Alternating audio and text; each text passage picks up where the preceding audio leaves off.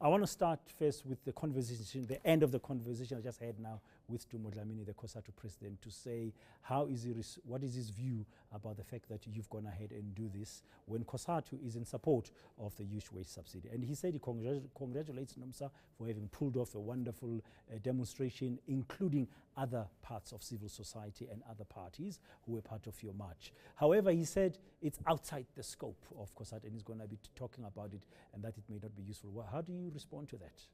Well, I'm not sure whether COSATU indeed there's a resolution of the Federation to support the youth wage subsidy. From where we stand, COSATU have rejected the youth wage subsidy. And if leadership have decided, because there's elections around the corner, to support it, that's completely new. From where we're sitting, we have been given a mandate by our members to basically reject this false solution to a very big issue, which basically amounts to a national crisis of jobs. And I must say that there is a very thin line between creating jobs for old or young people. If you have a strategy for creating jobs, you must implement measures that will create jobs so that jobs for old people and young people are basically there. And we think that we got better solutions than this device that will be used, which is basically bringing the army of the unemployed, young people who have got degrees, diplomas into the point of production, pay them between 2,000 and 6,000 with absolutely no benefits. And it's a bit strange that people should accept that we should be expecting the current workforce to basically subsidize the bosses, because how the scheme would work is that on the basis of the number that companies would take in, they will still collect pay as you earn from the existing workforce, and instead of handing it over to SARS, they will keep that money on the basis that they have got this number and that they have taken in to give them the first experience at work. I'm keen to hear what other alternatives you think should be put on the table.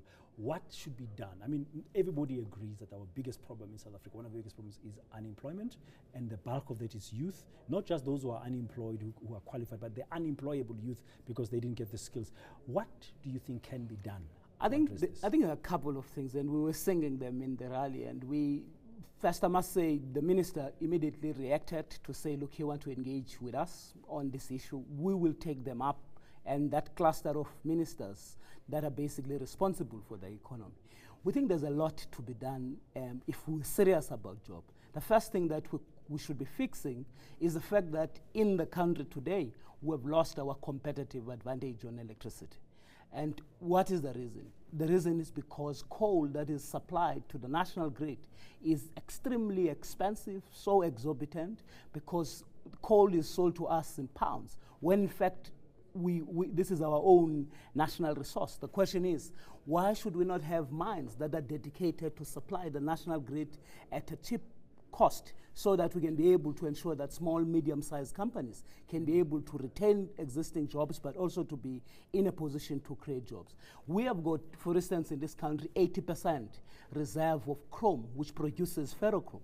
Where does that go? So you're looking at the mining industry to help create job opportunities for young people. There is a wide scope around key strategic assets in the country that are not benefiting us. We're building steel now, we're building the power station now. Take ArcelorMittal.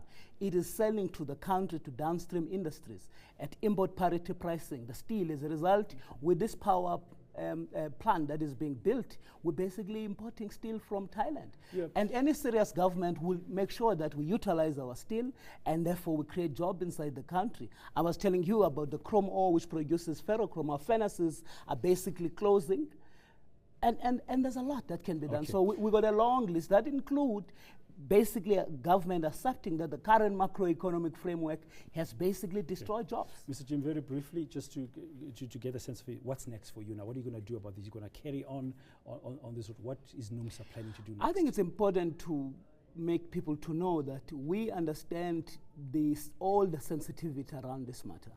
And first, we know that, yes, our Congress have given us a very solid mandate that we must embark on a rolling mass action, and we're not destructive.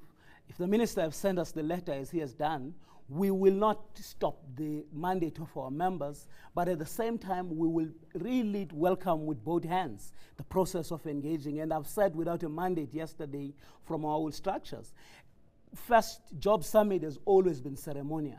We think that there must be a serious engagement with all that cluster of ministers. We should culminate into a job summit where we must really be able to tell government what it should be doing, which is not doing in terms of creating jobs. But this solution is a false solution. Okay, thank you very much. That's Numsa's General Secretary, Ivan Jim. Know more. eNCA.com